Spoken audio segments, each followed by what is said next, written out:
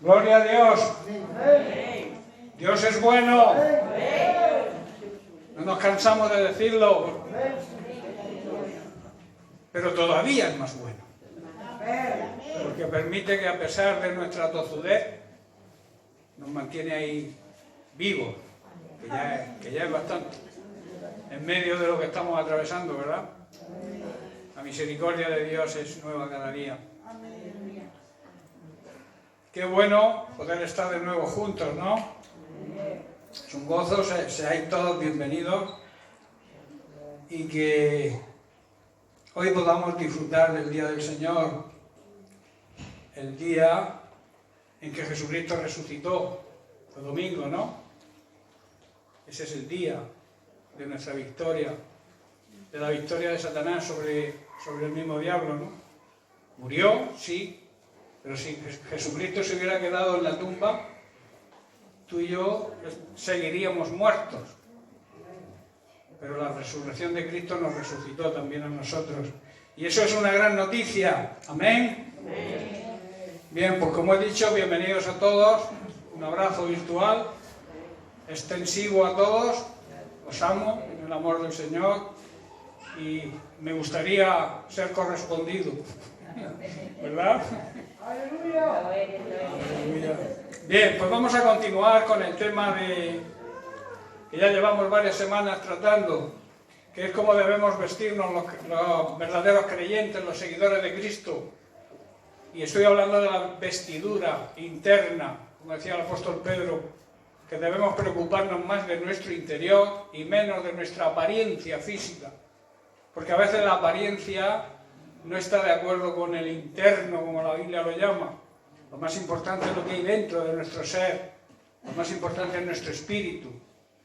Y la Biblia habla, y Pedro decía que tiene que ser un espíritu apacible, lleno de paz, lleno de amor, lleno de misericordia hacia nosotros mismos, que muchas veces no somos misericordiosos con nosotros mismos.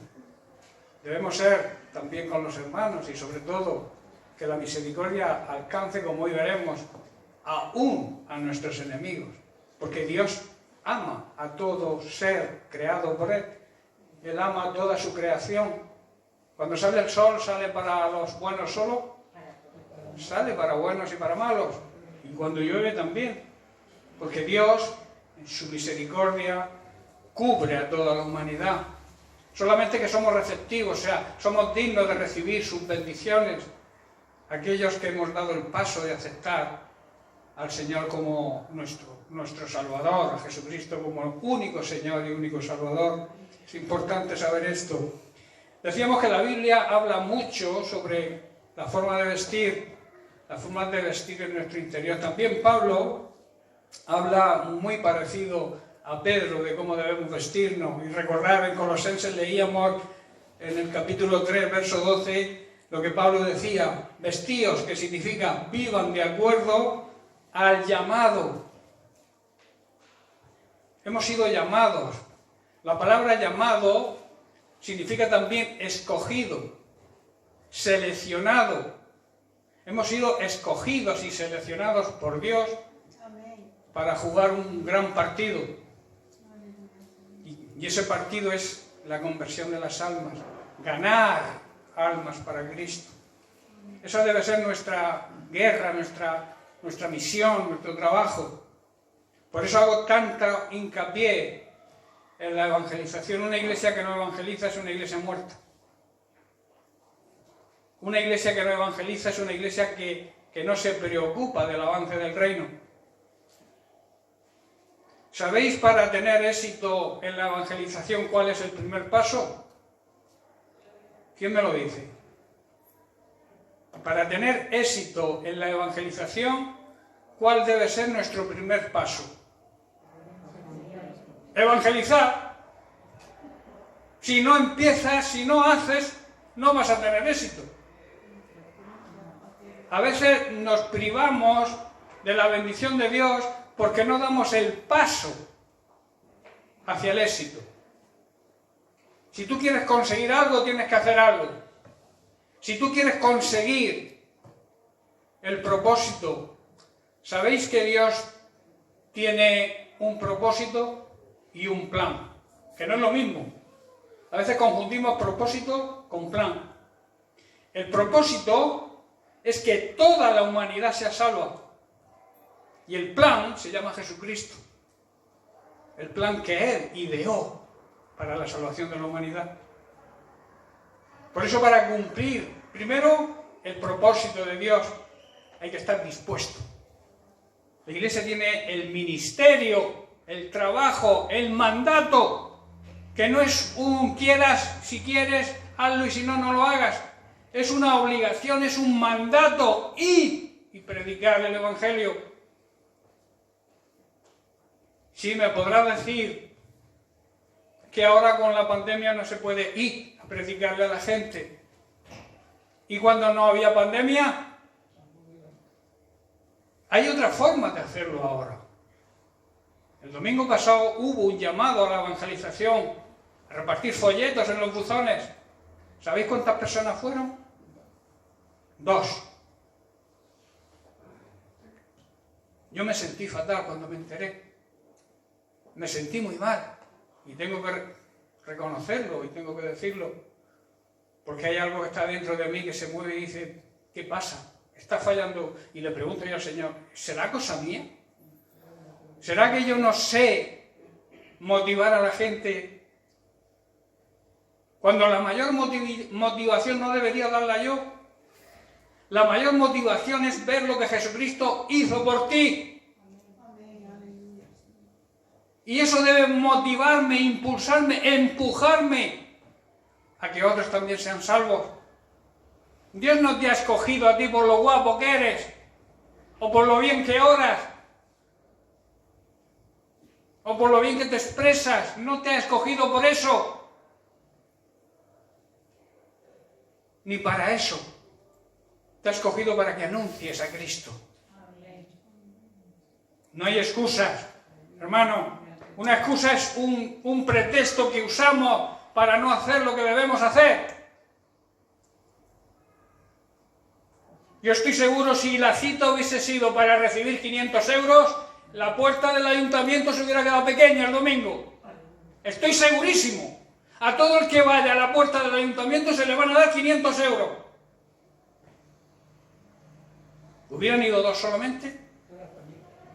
Pues hermano, evangelizar, la gran comisión tiene mucho más importante que todos los bienes y todo el dinero que hay en la tierra. ¿Por qué te afanas tanto? ¿Por qué te excusas tanto? O nos excusamos, yo me meto también. No estamos haciéndolo bien, hermano. Algo falla. Y si soy yo estoy dispuesto a dejarlo y que otro pueda venir y motivarlo de otra manera, o yo no sé. Yo tengo un gran sentir. Ayer también hubo un curso de evangelismo para aquellos que dicen que no saben hacerlo, por lo menos que vean y que se motiven y que haya un deseo de aprender. Solamente fui yo. Fueron de todas las iglesias de la provincia. Todas tenían su pastor con su grupo, porque había talleres que tenía que juntarse el pastor o el que, digamos, iba a cargo de ese grupo. Cada paso, cada tipo o cada enfoque que se daba, había unos minutos de charla con el grupo y había luego un portavoz que daba su opinión. Yo estaba solo.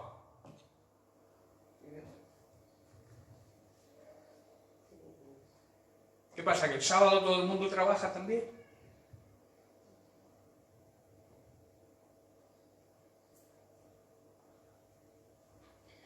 Bueno, vestíos, vivan de acuerdo pues como escogidos, llamados, seleccionados por el Señor, que es un gran privilegio, pero también una responsabilidad.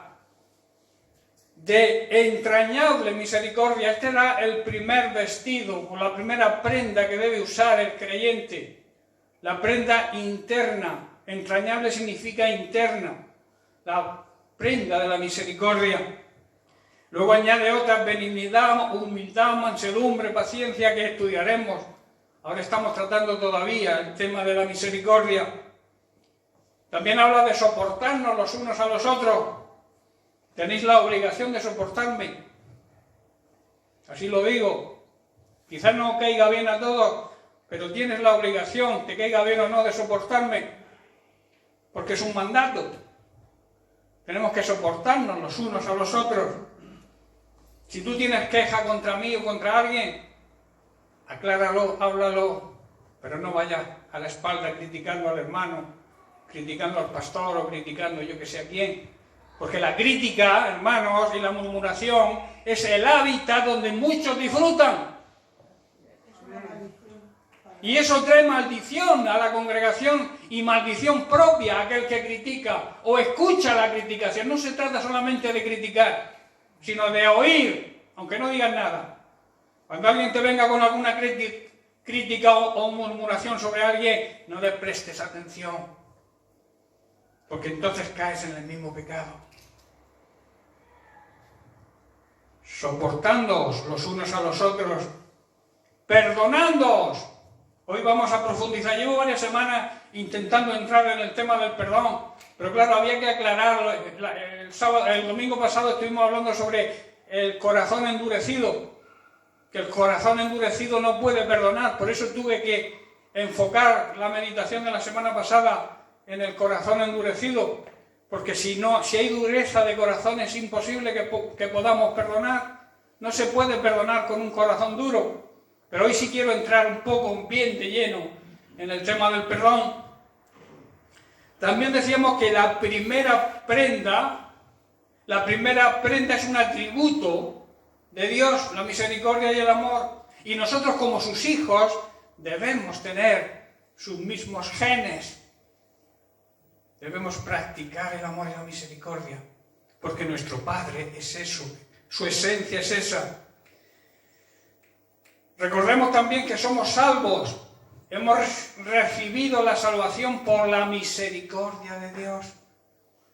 Tú y yo somos salvos, resucitamos a una nueva vida, porque Dios tuvo misericordia de nosotros. Jesucristo, que fue el enviado por Dios, el plan de Dios para la salvación del ser humano, también tuvo misericordia. Y si analizan los evangelios, vemos la vida de Jesucristo desde niño, la misericordia y el amor que Él siempre demostró, sobre todo hacia los más necesitados. Pero la misericordia, la salvación es para todos, ricos, pobres, feos, guapos, negros, blancos, azules. La misericordia de Dios abarca a todo el ser humano. Y dice, os leía en la versión textual, el texto de Mateo 9:36, donde dice que veía las multitudes y se le enternecían las entrañas de ver cómo parecían ovejas que no tenían pastor. Nosotros también, cuando observamos la humanidad, vemos la necesidad que hay de Dios. Si no se te enternecen las entrañas, es que algo está fallando en tu vida. Si cuando hay un llamado a la evangelización, tú pasas olímpicamente, te da igual que evangelicen otros, yo ya soy salvo. Si no te sientes algo que se mueve dentro de tus entrañas, cuando alguien muere, que quizás sea tu vecino que te has cruzado 2 días antes con él, y no le has hablado del amor de Dios, de la misericordia y del plan de Dios, y ves que se ha muerto y ha partido, y tuviste la oportunidad y no le hablaste.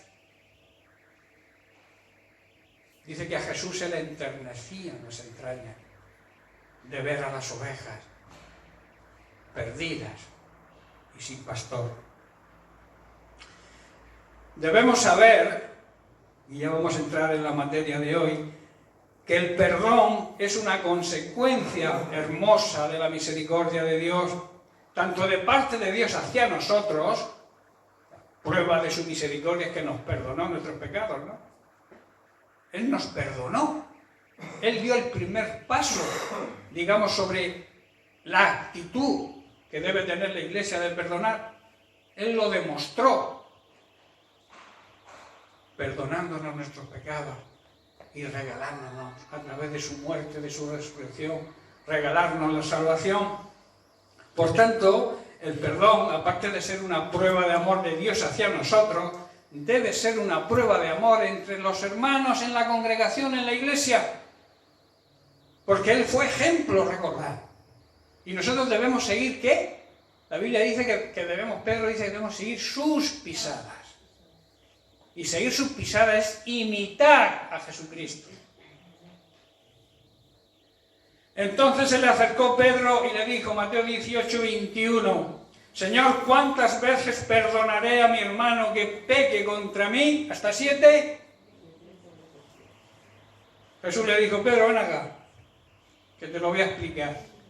Tú me dices que si puedes perdonar hasta 7 veces, yo te voy a contestar en el mismo orden que tú me estás preguntando, en orden numérico. No solamente 7, Pedro, sino hasta 70 veces 7, que quiere decir siempre tienes que perdonar. También vimos que debemos ir al Padre con un corazón limpio. Hablábamos, vuelvo a repetir, de ese corazón endurecido. Con un corazón endurecido no podemos ir al Señor. Debemos reconciliarnos antes de hacer cualquier trabajo para el Señor, antes de hacer cualquier cosa. Debemos estar reconciliados con Dios y reconciliados con nuestros hermanos. Si no, la cosa no va a funcionar. El Espíritu Santo lo vas a tener triste y no te va a ayudar. Si tú andas en enfrentamiento primero con Dios, en contra de su palabra, desobedeciendo, no siéndole fiel. Y segundo, si tienes algo contra los hermanos y no le hablas a fulanico o mecanico porque no te cae bien o porque dijo que se cruzó con tu camino y no te saludó, yo que sé, cualquier cosa. Tenemos que poner en orden. Primero con Dios y después con los hermanos. Porque somos una familia. Y la familia debe convivir en sano amor y en sana misericordia unos con otros. Sabiendo que si hoy ha caído el hermano, tú puedes ser el siguiente. Ayuda a levantarlo. Para que si tú caes, a ti te paguen con la misma moneda. La ley de la siembra, como yo digo, va desde Génesis hasta Apocalipsis en la Biblia. En todo funciona la ley de la siembra. Lo que das, recibes. Lo que plantas es lo que cosechas.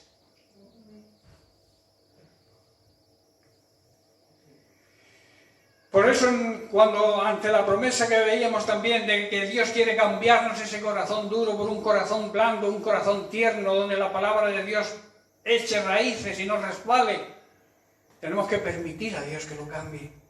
Dios quiere hacerlo, Dios promete cambiar nuestro corazón, pero en ti está la decisión. Por eso dice, si escuchas hoy su voz, hoy el Señor te está hablando. Si escuchas, si prestas atención hoy a su voz, no endurezcáis vuestro corazón. Esa es la clave para que Dios pueda cambiarnos ese corazón de piedra donde resbala todo, por un corazón de carne donde la palabra de Dios puede dar su fruto. Amén. Bueno, pues seguimos con el tema del perdón. Hebreos capítulo 12, verso 14. El escritor de Hebreos dice, seguid, mandamiento, no opción, es un mandamiento, es un mandato, seguid la paz. Hermanos, cuando no hay perdón, no hay paz. ¿Tenéis eso claro? Si tú tienes algo contra alguien o alguien tiene algo contra ti, tú no tienes paz. Seguro. Ni tiene paz el otro. Hay dos personas atadas, tú y la otra persona. Por eso dice, seguid la paz. ¿Con quién? Con todos. Con tus seres queridos, los menos queridos, los vecinos, los compañeros de trabajo, todos, incluso tus enemigos. ¿Sabéis cómo podemos quitarnos a los enemigos? Hay una fórmula. Haciéndolos amigos.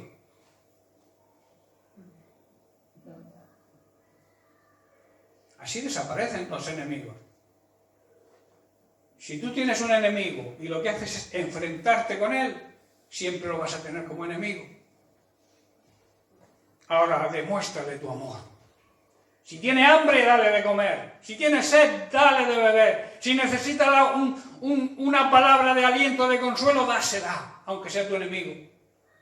Lo convertirás en tu amigo. Y lo más importante, podrá llegarle la salvación a él también, cuando vea tu forma de comportarte. Se le pondrán rojas las mejillas si ves que él te ataca y tú le devuelves el bien por ese mal que quiere hacerte.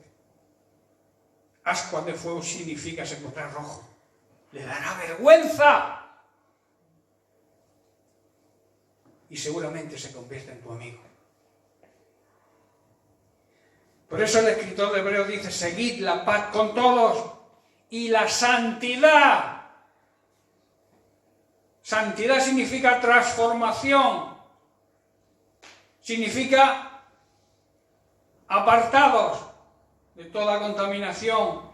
Y también significa dedicación, dedicados a servir a Dios. Si no andamos en esa, si tu vida no ha sufrido una transformación, si tu vida no está dedicada a servir a Dios, si tu vida no está apartada de toda contaminación del mundo, no vas a ver a Dios.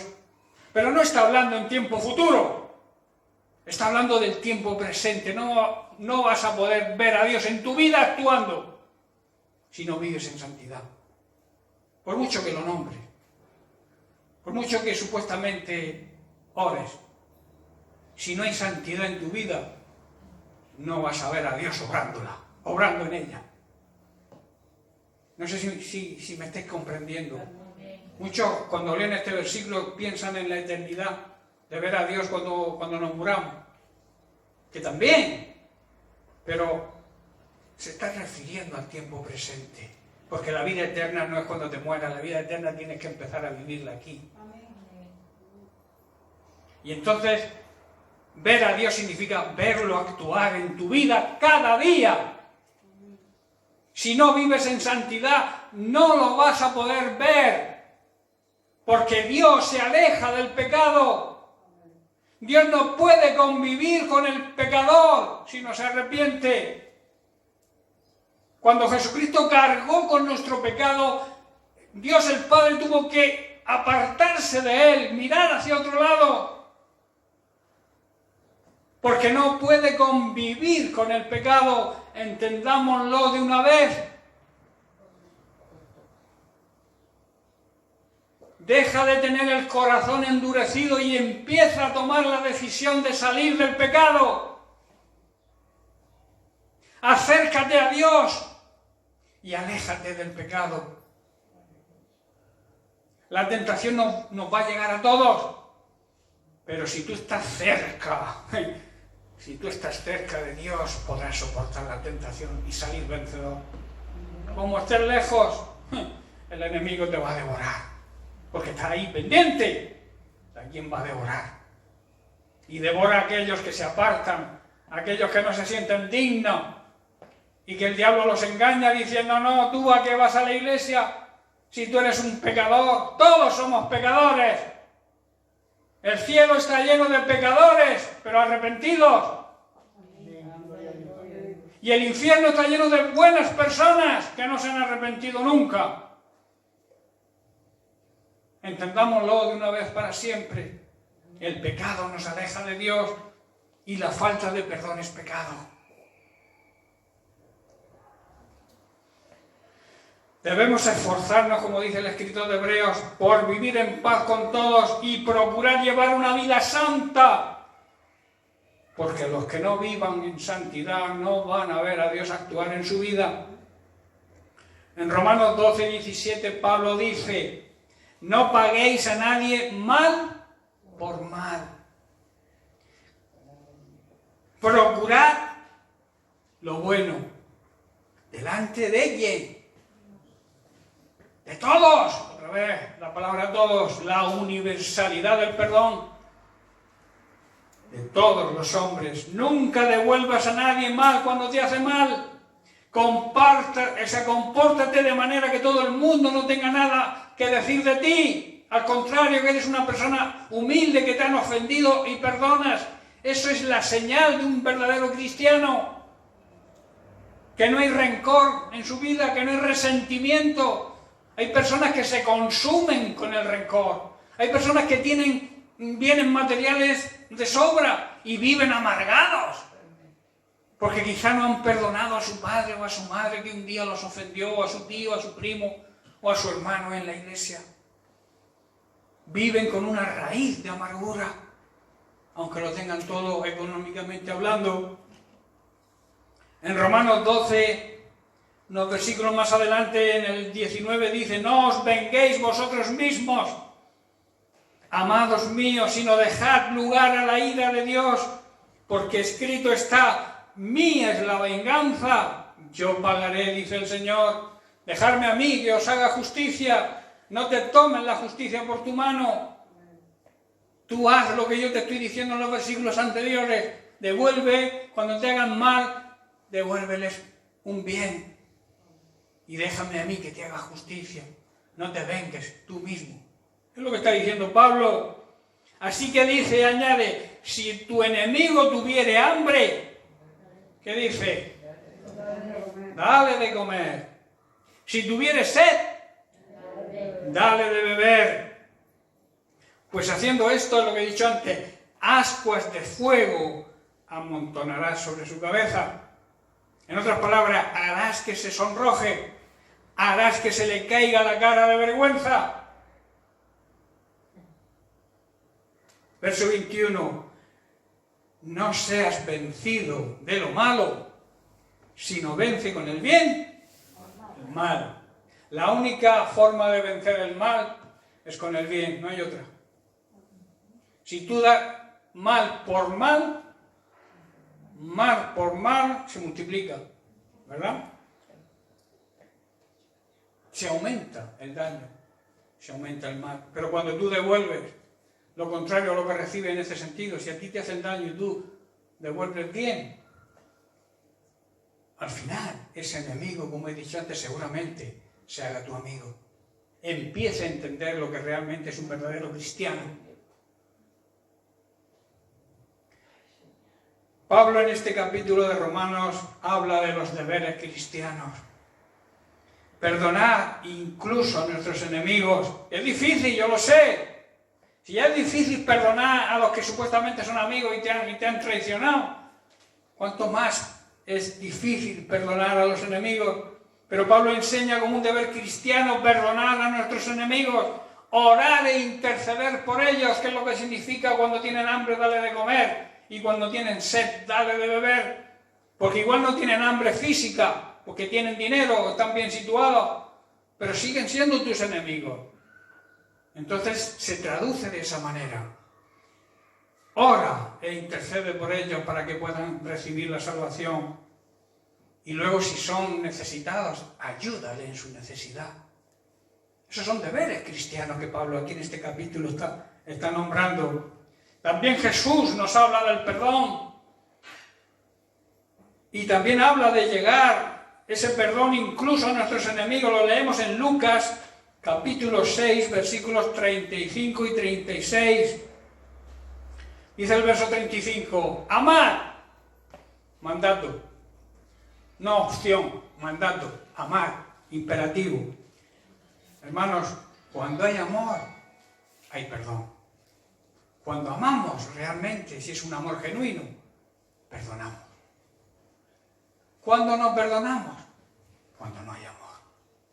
Por eso aquí Jesús está diciendo, dando el mandamiento de amar y hacer el bien a vuestros enemigos. También dice Jesús, hacer el bien y prestando, no esperando de ello nada, y será vuestro galardón grande en los cielos, y seréis hijos del Dios Altísimo, porque Él es benigno para con los ingratos y los malos también.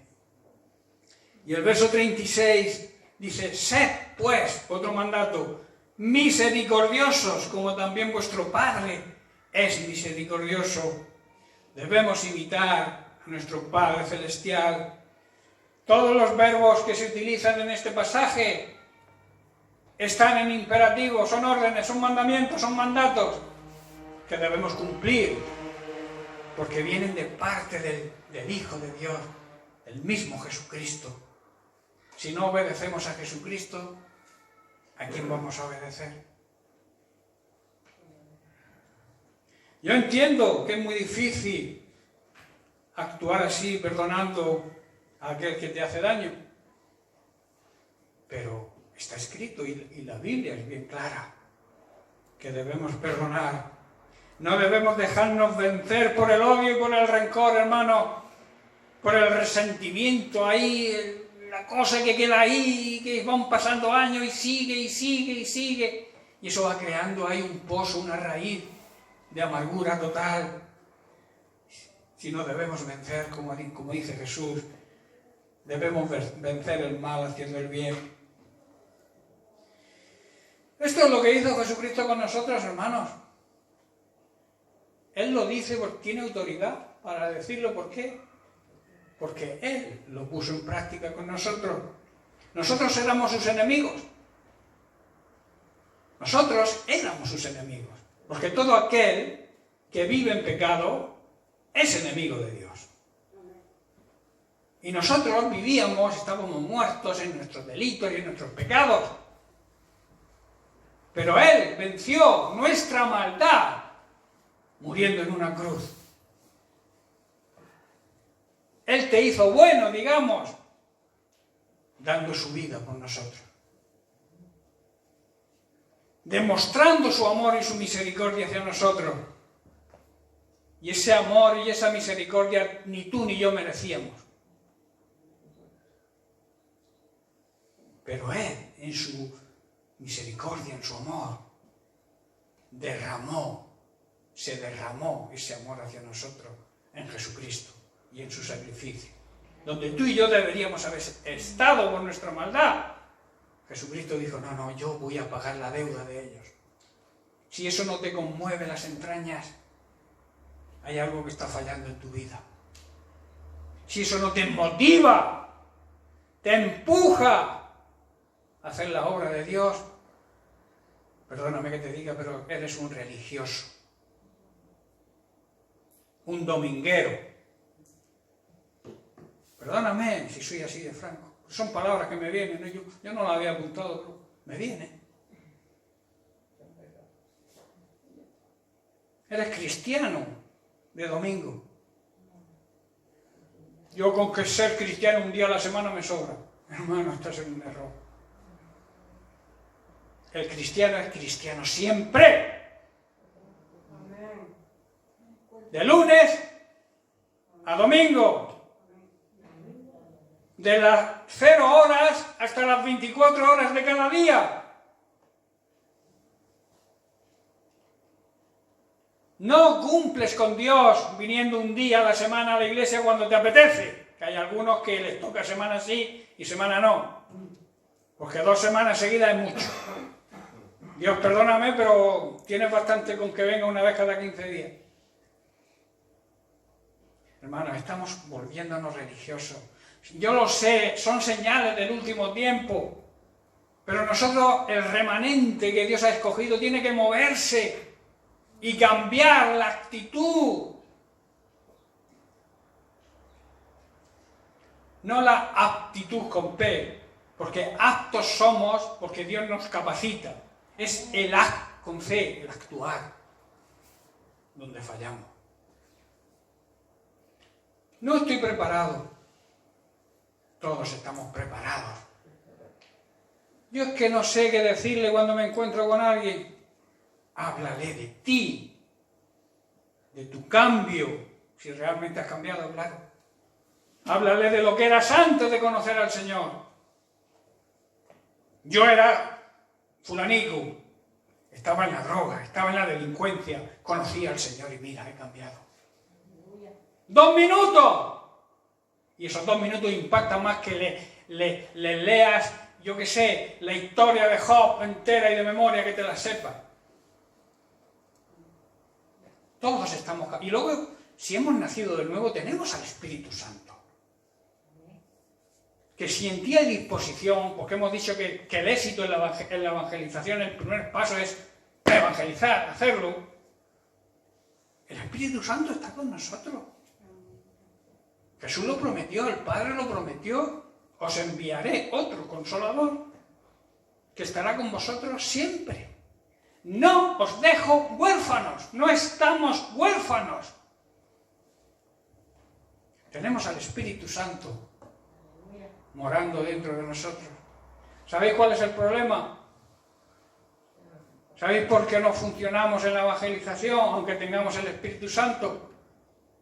Porque lo tenemos entristecido, callado, porque Él es muy gentil. Él no te va a obligar a hacer lo que tú no quieras hacer. Si tú dejas que el Espíritu Santo dirija tu vida, otro gallo nos cantaría. Pero a veces queremos nosotros dirigir al Espíritu Santo. Y a mí me hace mucha gracia muchas personas que llegan: pastor, he tomado esta decisión. ¿Qué me dice usted? Digo yo, nada. Y ya la has tomado, ¿qué te voy a decir yo? ¿Te lo has preguntado al Señor? ¿Es lo que Dios quiere que hagas? ¿Está de acuerdo a su propósito, que es ganar almas para Cristo, y a su plan de salvación que tiene para el ser humano? ¿Está de acuerdo a eso la decisión que tú has tomado? ¿Sirve para que el propósito y el plan de Dios se cumpla? A veces tomamos decisiones que creemos que son buenas, pero como no la hemos pasado por el filtro de Dios, por el filtro de su palabra, no hemos consultado con Él, lo que creemos que va a ser bueno luego es un desastre. Nos aparta de Dios. Un trabajo, por ejemplo. Un trabajo te puede apartar perfectamente de Dios. Porque no es el trabajo que Dios tiene para ti, porque no le has consultado.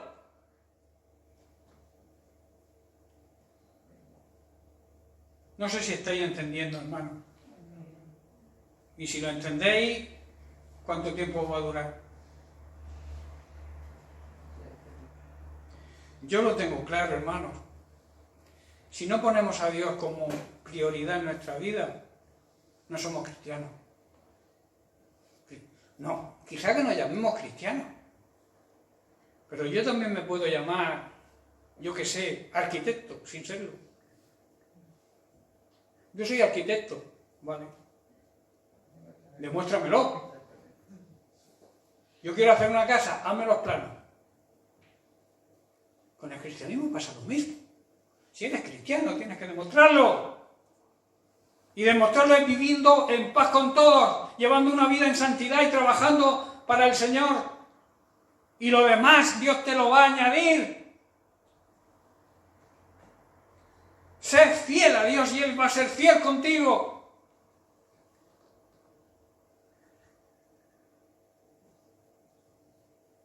Jesús, hermanos, lo demostró y nos marcó el camino a seguir. Si Él pudo perdonar incluso a sus enemigos, aquellos que lo estaban crucificando, nosotros debemos hacer lo mismo, porque debemos imitarlo, debemos seguir sus pasos. Por eso Jesús, con esta demostración, nos marcó el camino al seguir. No hay otra manera de vencer la maldad que existe en este mundo, hermano, si no es con el amor y la misericordia. El ser humano, la gente que no conoce a Dios, ¿cómo combate el mal? Con el odio y la guerra.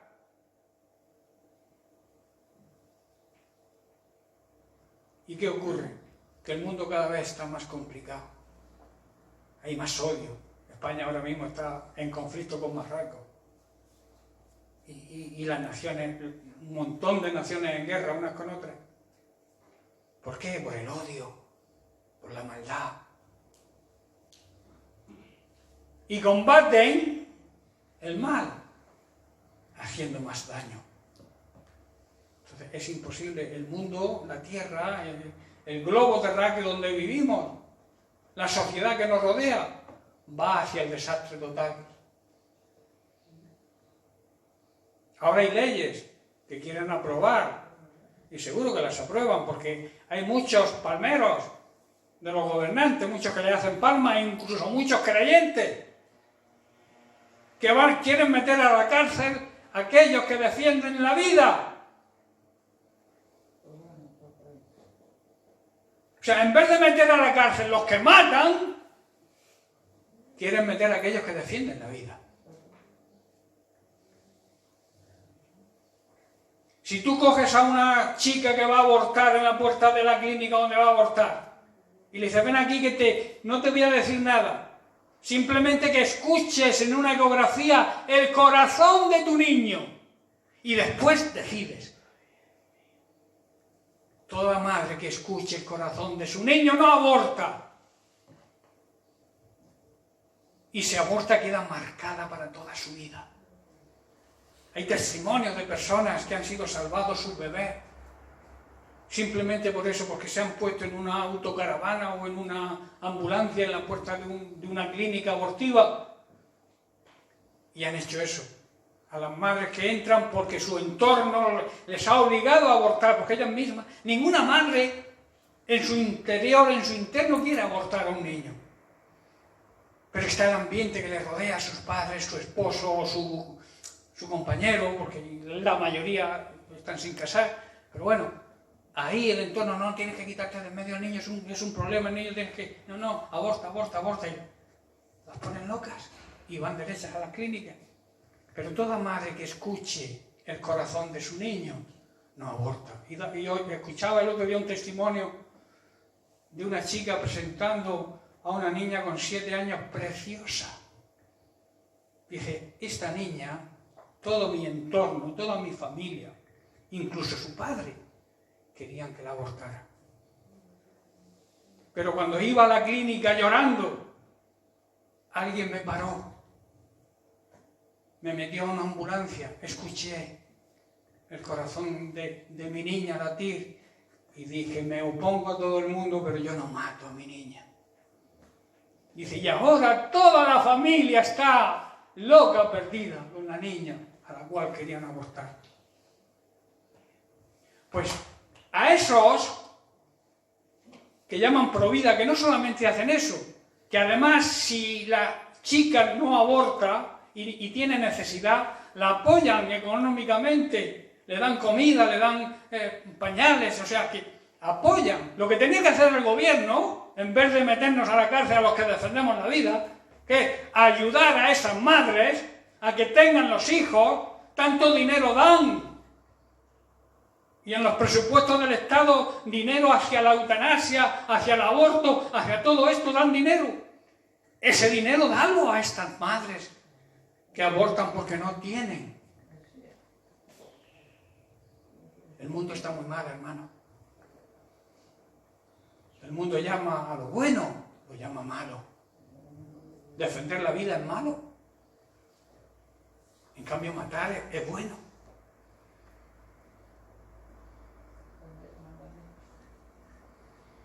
Por eso digo, el ser humano hoy emplea el odio, la guerra y todas estas maldades.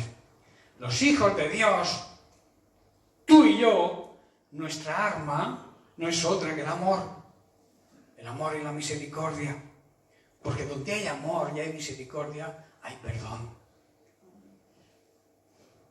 ¿Somos capaces de perdonar? Es una pregunta que deberíamos hacernos. ¿Somos capaces de perdonar? ¿Tenemos la capacidad para perdonar? Mirad qué dice Jesús en Mateo 18, verso 35, donde Jesús aquí reafirma la ley de la siembra. Dice, así también mi Padre Celestial hará con vosotros si no perdonáis de todo corazón, o sea, de verdad, cada uno a su hermano sus ofensas. ¿Está bien? Habla bien claro Jesús, ¿verdad? Y en Marcos capítulo 11, verso 25 y 26, habla de que la oración sin perdón no sirve. Dice, y cuando estéis orando, perdonad. Mandato. Obligación. Requisito para que la oración sea efectiva. Perdonad. Si tenéis algo contra alguno, para que también vuestro Padre os perdone a vosotros vuestras ofensas. Y el verso 26, porque si nosotros no perdonamos, tampoco nuestro Padre que está en los cielos nos perdonará nuestras ofensas. La ley de la siembra. Ahora, otra pregunta, ¿cómo pretendemos que nuestro Padre Celestial nos perdone a nosotros si nosotros no perdonamos? Explícamelo. ¿Cómo puedes tú pedirle a Dios que te perdone si tú no eres capaz de perdonar?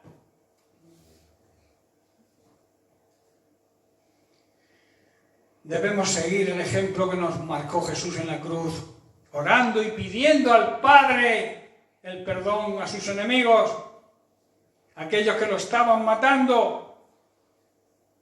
Y Jesús decía, Padre, perdónalos, porque no saben lo que hacen.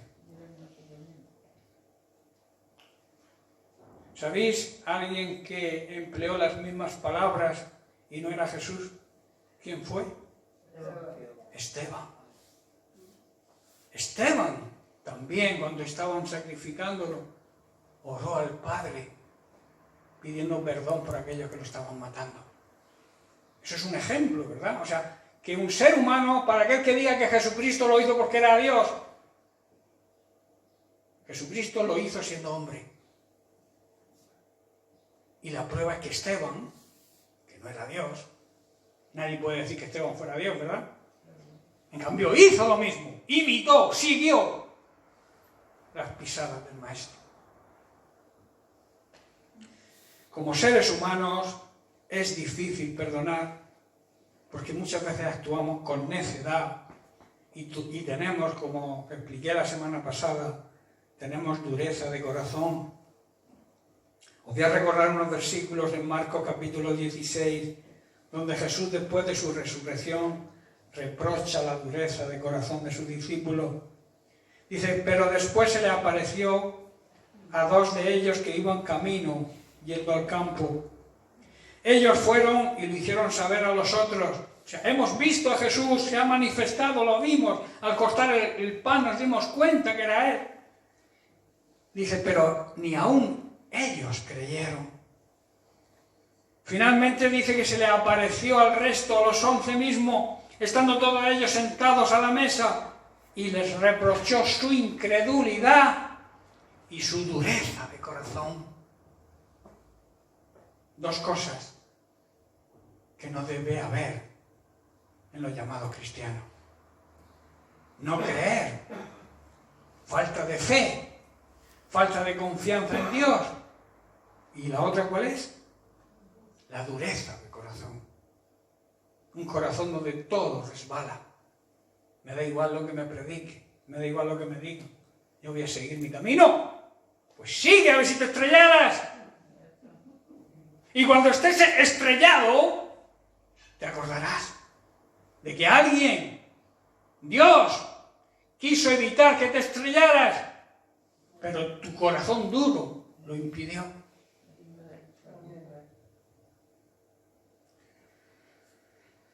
Efesios 4, versículos 17 y 18. Pablo habla aquí de la nueva vida en Cristo. Hermanos, si estamos en Cristo, tenemos una nueva vida. Somos nueva creación. Lo viejo pasó. Todo es hecho nuevo. Toda nuestra vestidura es nueva. Toda nuestra vestidura es blanca, es resplandeciente. Nos quitamos el atavío hecho tira, roto, viejo, manchado. Nos quitamos la naturaleza vieja, el viejo hombre, el viejo atavío, la vieja vestidura, y nos vestimos de una vestidura nueva, si realmente estamos en Cristo.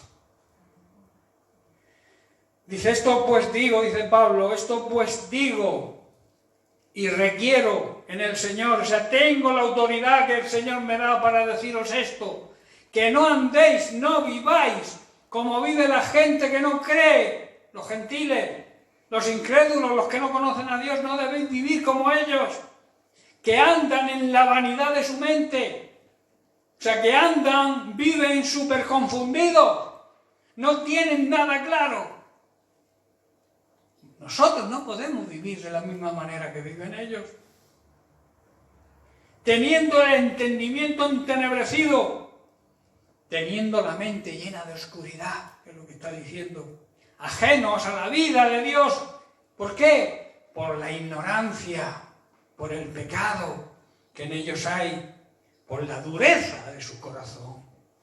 La importancia, hermano, de tener un corazón limpio, un corazón de acuerdo a Dios como tenía el rey David.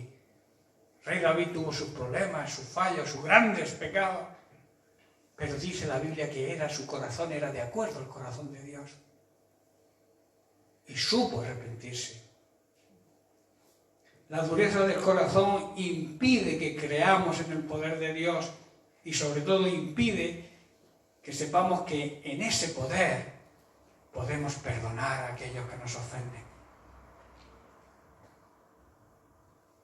Por tanto, debemos pedirle a Dios que nos perdone. Ese es el primer paso, pedirle perdón a Dios y que nos ayude a ser personas misericordiosas y que nos ayude a quitar de nuestra vida el rencor y el resentimiento hacia todos, incluyendo a los enemigos. De esta manera es la única forma que Dios, el Padre, es glorificado. Jesús lo dijo en Mateo 5:16, así alumbre vuestra luz delante de los hombres, que brilléis a la vista de todos. Jesús dijo que Él era la luz, ¿no? Pero luego añadió, cuando partió o iba a partir, vosotros ahora os corresponde ser la luz. Y la luz brilla en medio de la oscuridad. Por eso dice, así brille vuestra luz delante de los hombres, para que vean vuestras buenas obras y que glorifiquen, alaben, den la gloria a Dios que está en los cielos. Y el apóstol Pedro en 1 de Pedro 2, capítulo 11, y versículo 11 y 12 dice, amados, os ruego, aquí Pedro se pone en actitud de ruego y de súplica, os ruego que como extranjeros y peregrinos, tú y yo somos extranjeros y peregrinos en esta tierra, no porque tú seas de Ecuador y yo de España, todos somos peregrinos y extranjeros en esta tierra, porque si hemos nacido de nuevo pertenecemos a otra tierra, a otro reino, pertenecemos al reino de Dios, pertenecemos a la familia de Dios. Nuestro rey no es el rey de este mundo, el príncipe de este mundo, llama la Biblia, el diablo, sino nuestro Dios está en los cielos. Nuestra ciudadanía es la ciudadanía del cielo. Somos ciudadanos del cielo. Somos, como yo suelo decir, representantes del cielo allí en la tierra. Y es un privilegio, ¿verdad? Es un orgullo ser representante de Dios aquí en la tierra, pero también es una gran responsabilidad. Porque si no haces lo que merece hacer ese encargo, ese ministerio que Dios nos ha delegado, estamos siendo malos colaboradores y malos representantes del cielo aquí en la tierra. Y Dios nos pedirá cuentas seguro.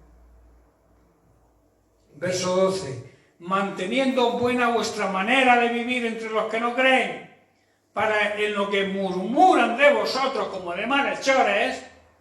Hoy se nos acusa de generadores de odio, ¿verdad? A los que predicamos el amor de Dios, a los que predicamos la vida, a los que predicamos en contra de toda maldad.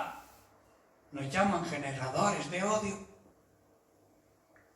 Pero a través de nuestra manera de vivir, a través de nuestra manera de comportarnos, lo que ellos piensan se cambiará si actuamos correctamente. Y entonces ellos también podrán glorificar a Dios, reconociendo a Dios en nuestras obras. ¿Estáis comprendiendo? Si los que están en contra de nosotros, por ignorancia, claro, porque no saben lo que hacen, como decía Jesús y decía Esteban, debemos pedir perdón a Dios por ellos.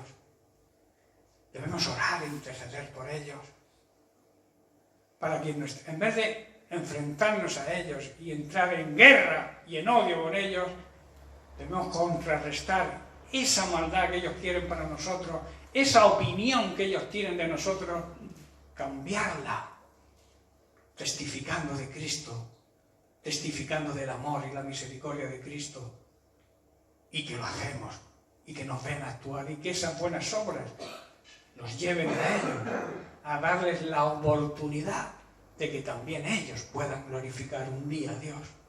Ese es nuestro trabajo, esa es nuestra misión, hermanos. La vida cómoda no es la vida de un verdadero cristiano en este sentido.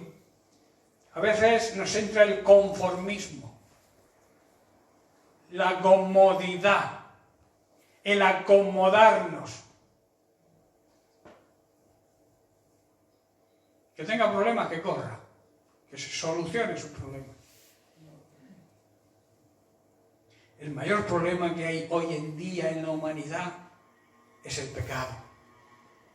Y si nosotros vivimos en pecado, estamos haciendo todo lo contrario que debemos hacer, que es ser ejemplo para el mundo y rechazar el pecado, y ser ejemplo, para que como nuestras buenas obras, nuestra manera de vivir, ellos puedan ser tocados. Amén. La falta de perdón envenena y ata nuestra alma. La falta de perdón trae amargura, como he dicho antes. La falta de perdón ata a las personas. En Hebreos capítulo 12, verso 15, estas palabras no son para nadie más que para la iglesia. Estas palabras van dirigidas a la iglesia hoy. Mirad bien, fijaos bien, prestad atención. No sea que alguno deje de alcanzar la gracia de Dios, porque brotando alguna raíz de amargura os estorbe, sea un obstáculo y muchos sean contaminados. La amargura, hermanos, es como un virus. Se ha hablado ahora mucho del coronavirus, ¿verdad? Pero hay un virus todavía peor, que es la amargura, raíz de amargura. Y es un virus que se contagia muy fácilmente, aunque lleve mascarilla. Aunque te laves las manos con gel hidroalcohólico 10 veces al día o 40. Ese virus se contagia.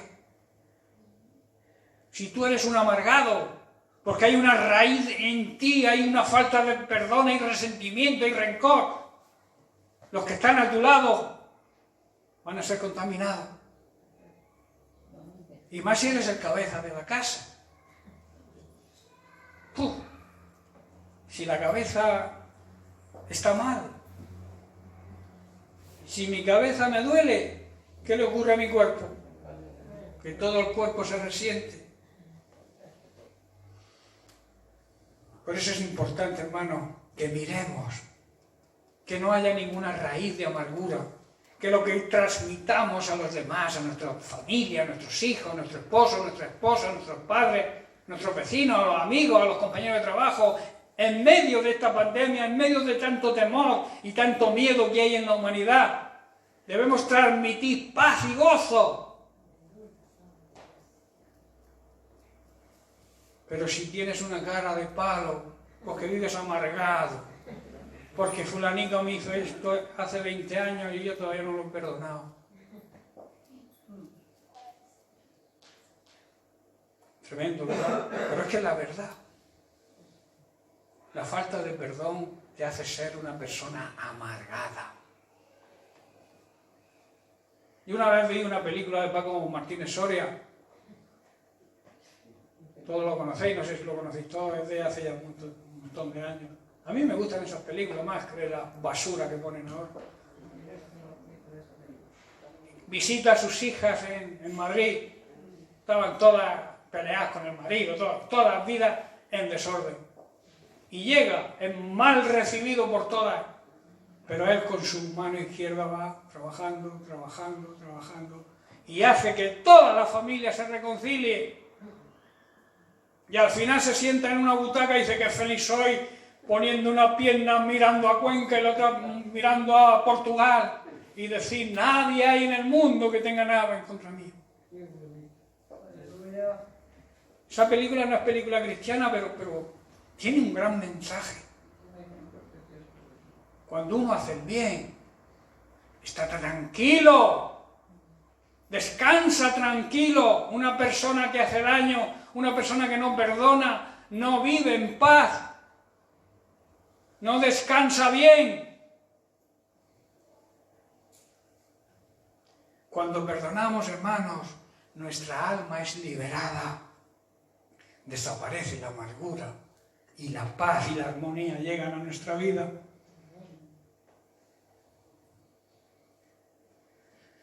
Debemos aprender, por tanto, a perdonar a nuestros hermanos. Debemos también aprender a perdonar a nuestro prójimo. Y en nuestro prójimo debemos incluir a nuestros enemigos. Y otra cosa importante que no sé si he comentado al principio, debemos aprender a perdonarnos a nosotros mismos.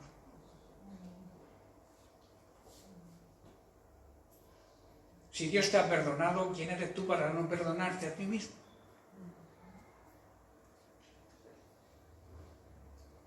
Esa es una mentira del Satanás. Esa es una mentira del diablo, que no te perdones.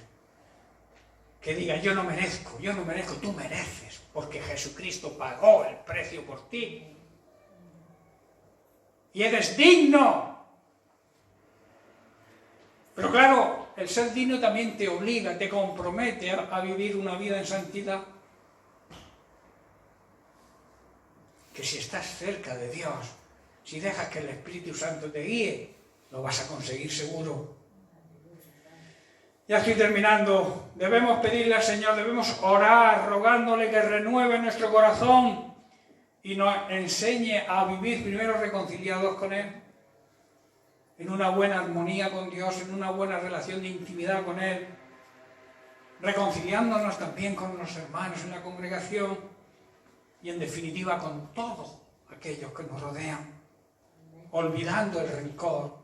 Pedirle a Dios que nos haga olvidar el rencor y el resentimiento. El perdón es una señal de la misericordia de Dios y debe ser también una señal en cada uno de sus hijos.